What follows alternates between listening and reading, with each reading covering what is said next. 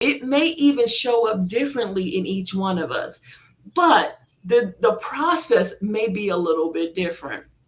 You can see this when I talk about my son with epilepsy. I did have another family member who had it as a child, same age, got it, same age.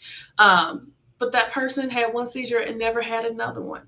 My child has multiple seizures over years and then different types of seizures. It took a little bit longer. What would have happened if I would have gave up? What would have happened if I would have said this is just something he's gonna have for the rest of his life? What would have happened if, we determined, well, maybe God doesn't love us because he didn't just have one seizure and get healed. He had multiple different seizures. So that must mean that God doesn't love us because he's letting us go through this. That would have been a mess to even try to compare my process to somebody else. And that's the lesson I would tell anybody going through any type of struggle. Your process and their process may not be the same processes.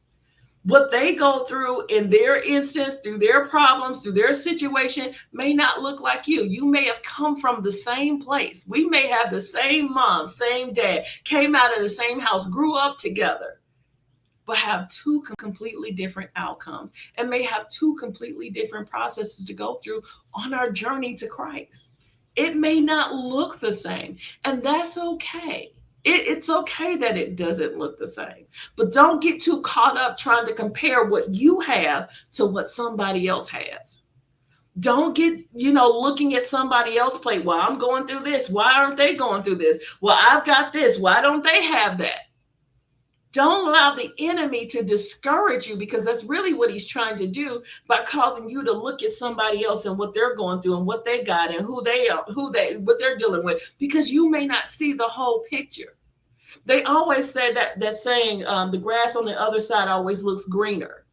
It always looks better when I'm looking at somebody else's circumstances or situation, but I don't understand their struggles. I don't really understand their pain, their plights, what they're going through, how hard it is. I don't understand all that. All I know is from my perspective, from looking over here, it just looks a little bit better over there. They don't have to go through what I go through. And so you can't get into this comparing and contrasting thing, because it'll get you all messed up and it'll make you lose your vision of where God is calling you to.